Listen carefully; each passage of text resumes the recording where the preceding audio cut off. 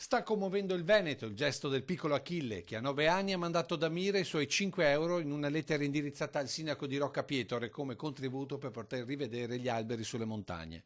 Anche per il presidente del Veneto questo gesto merita un premio, magari l'incontro del bambino con il primo cittadino del paese simbolo della devastazione nel Bellunese. Bisognerà farlo incontrare col sindaco di Roccapietore. Ma sì, ma penso che avverrà questo incontro, ne ho parlato con Andrea De Bernardini, mi ha fatto aver subito la lettera del piccolo e dei 5 euro e questa lettera no, nella quale lui dice mi piacerebbe fare il forestale.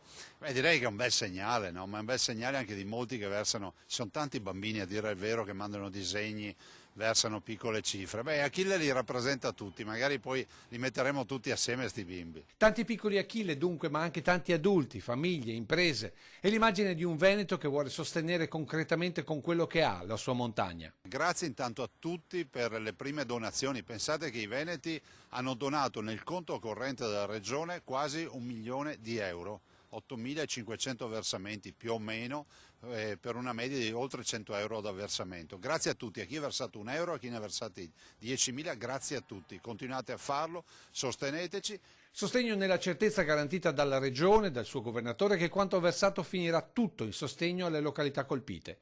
Sostegno Veneto e sostegno dallo Stato. È di ieri sera il Consiglio dei Ministri che ha varato una prima tranche di denaro pubblico. C'è stata una prima erogazione di 50 milioni, dei quali noi abbiamo avuto 15 milioni, ce ne sarà un'altra di 200 milioni in settimana, dai quali dovremo avere una buona cifra, ma ce ne aspettiamo ancora tanti, visto e considerato che il danno è di circa 1 miliardo di euro. È una grande sfida, mai nessuno si è trovato a dover recuperare 100.000 ettari di bosco.